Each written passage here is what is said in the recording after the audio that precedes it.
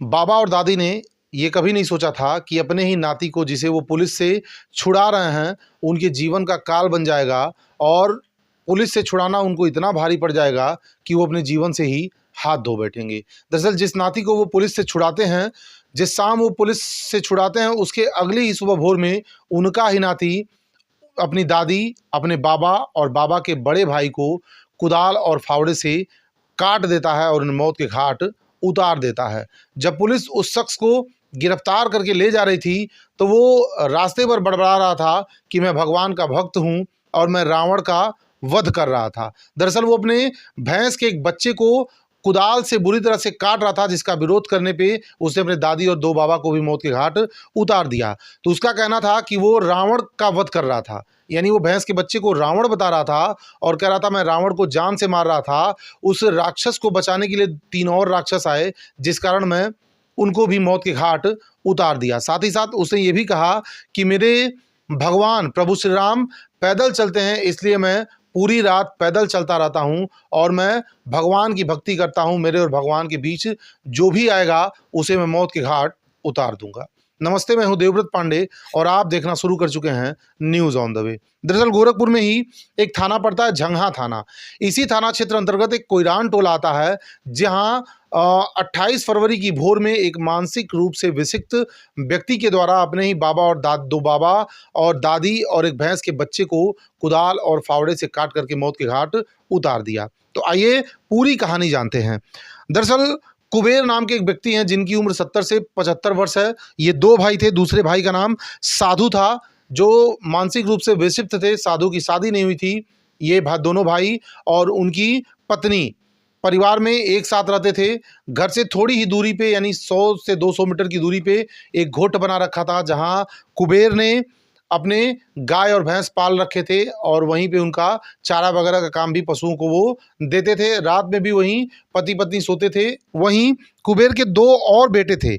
एक का नाम विजय बहादुर था और दूसरे का नाम मेवालाल। लोग बताते हैं कि कुबेर के इन दोनों लड़कों का भी मानसिक स्थिति ठीक नहीं थी। कुबेर एक मात्र व्यक्ति थे जो अपने परिवार में शांति बनाए रखने के लिए और दवा दर्पण के लिए अपने काम करते थे, खेती वगैरह करते थे और रोजी रोटी चलाते थे, क्योंकि पूरे परिवार में वही एक समझदार थे। इनके जो दोनों बेटे हैं वो भी मानसिक रूप से विक्षिप्त थे। विजय बहादुर की शादी होती है, उनका इकलौता बेटा जिसका नाम रामदयाल है, जिसने जो इस घटना का आरोपी है, वो भी मानसिक रूप से विक्षिप्त है। विजय बहादुर भी विक्षिप्त हैं और उनकी पत्नी भी कहीं ना कहीं, यानी रामदयाल की माँ भी कहीं ना कहीं मानसिक रूप से विक्षिप्त हैं। गांव वाले बताते हैं कि जो कुबेर हैं परिवार की शांति के लिए तमाम तरह के पूजा पाठ कराते रहते हैं। गांव में तो इस बात का भी शोर है या इस बात की भी चर्चाएं हैं कि कुबेर के घर में किसी बुरी आत्मा का साया है और लगभग 3 पीढ़ियों से उनके घर में मानसिक रोग जैसी स्थिति बनती आ रही है। 3 पीढ़ियों से उनके घर में लोग मानसिक रूप से विक्षिप्त पैदा हो रहे हैं, या तो स्वस्थ पैदा हो रहे हैं तो आगे चल के वो विक्षिप्त हो जा रहे हैं। इसके लिए एक बार कुबेर ने एक तांत्रिक को बुलाया था और लगभग 50,000 रुपए उस तांत्रिक को दिया था घर में शांति कराने के लिए। तो उस तांत्रिक ने घर में पूजा पाठ किया था और एक पिंडी बनाई थी मिट्टी की, जिसकी पूजा इनके घर वाले करते हैं ताकि घर में शांति बनी रहे। साथ ही साथ कुबेर दवाओं का भी सहारा लेते थे ताकि परिवार में शांति बनी रहे, जो लोगों की मानसिक स्थिति बिगड़ी हुई है वो नॉर्मल रहे और जीवन आराम से चलता रहे। लेकिन ऐसा नहीं था।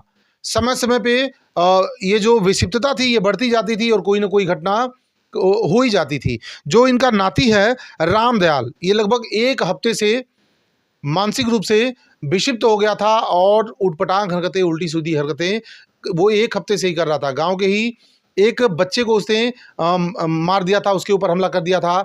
कई लोगों को हंसिया लेकर के दौड़ाया था। 27 फरवरी की शाम को उसकी जो मानसिक हालत थी वो कुछ ज़्यादा ही खराब हो गई थी। 27 जनवरी की शाम वो एक बड़ा सा रॉड लेकर के पूरे गांव में घूमता रहा, पूरे गांव वालों को दौड़ाता रहा। बार बार वो कह रहा था जो भी मेरे सामने आएगा उसे मैं जान से मार दूंगा।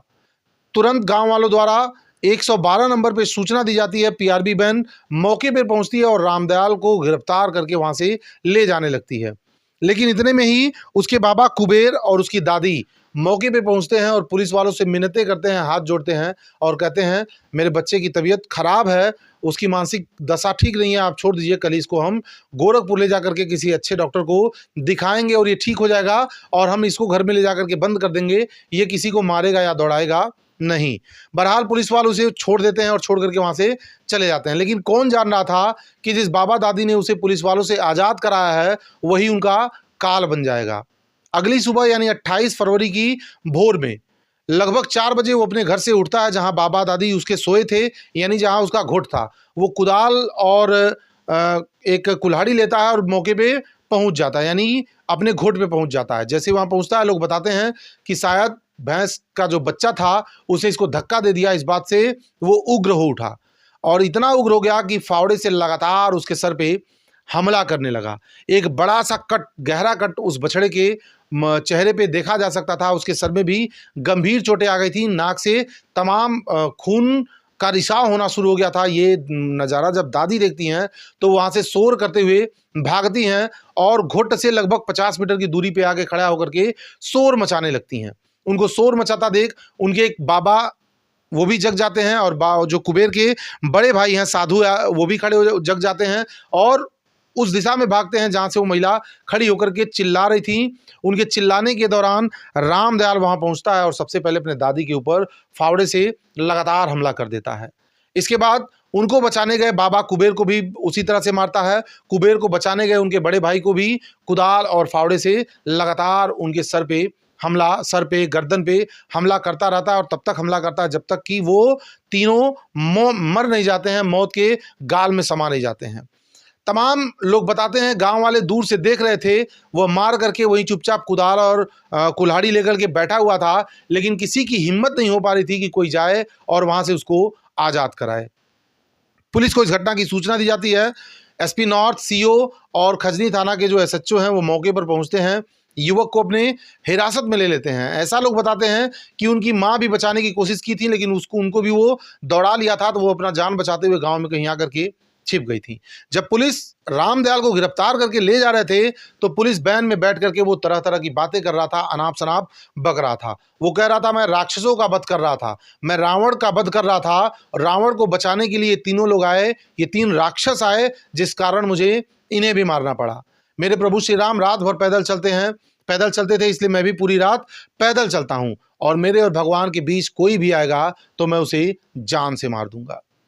बहरहाल पुलिस इन तीनों शवों का पोस्टमार्टम कराती है और अगले दिन जब शाम को वो शव घर आता है तो घर पे कोई रोने वाला तक नहीं था, क्योंकि जो लोग थे, यानी जो रामदयाल का पिता है वो भी मानसिक रूप से विक्षिप्त था, माँ थी वो भी मानसिक रूप से विक्षिप्त थी। क्योंकि मेरी भी उनसे बात हुई, वो रामदयाल को मात्र 4 साल 3 महीने की बता रही थी, जबकि रामदयाल की उम्र लगभग 22 से 25 वर्ष की है और माँ उसे 4 साल 3 महीने बता रही थी और तरह तरह की बात कर रही थी। तो अंदाजा लगा कि इनकी भी जो दिमागी संतुलन है वो काफ़ी ठीक नहीं है।